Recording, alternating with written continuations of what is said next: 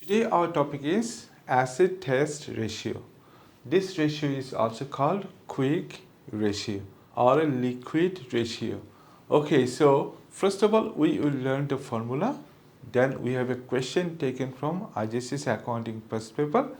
I will show you here practically how to answer in your exam or test.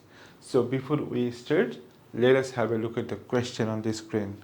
Adia is a trader. She buys and sells one type of goods only. She has provided the following information. For the year to 31st October 2022, we have here revenue, purchase, expenses and income.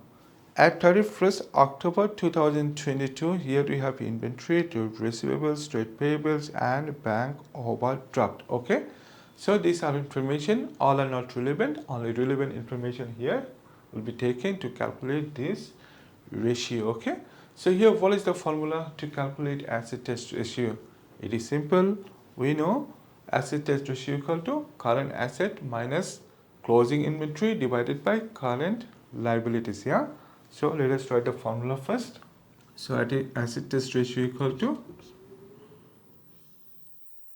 current assets minus closing inventory divided by current liabilities. Okay, so here on the question, what are our current assets? So here we see we have inventory $7,500. This is our current asset. We have here trade receivables 9,240. This is also current asset. Okay, then we have here trade payables 5,365. It is our current liability. And we have here bank overdraft 5,135. This is also current liability. So here we have two current assets and two current liabilities. Okay, so let us write here current assets. We got here we got $7,500. It is closing inventory, plus we have here one more current asset. It is trade receivable.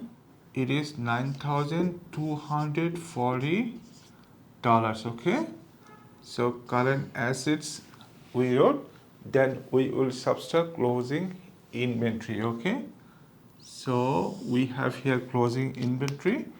It is $7,500. Okay, you might be thinking once we wrote here, then again we subtract here, rather we write this amount only. Okay, trade receivable. Yeah, your answer will be definitely correct, but this is not the formula. Your formula is current assets minus closing inventory. Okay, if you write this way, examiner will understand that you know the difference between other current assets and closing inventory. Okay, so I recommend you write this way. Okay, then here we have two current liabilities.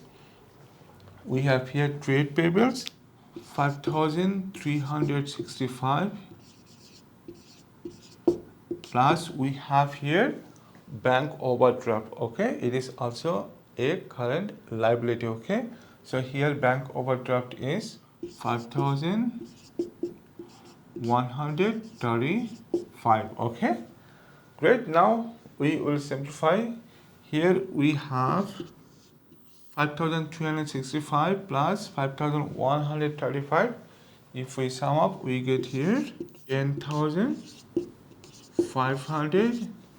Okay, and here if we sum up these two amounts, and from the addition if we subtract this closing inventory, we get $9,240. Okay, now what you do, now you will divide this current asset by current liabilities. Okay, $10,500. So what you get after the division, it is 0.88 is to 1. Okay, so what does it mean? For every $0.88 asset, liability is $1. Okay, that means current liability is more than current asset in this business.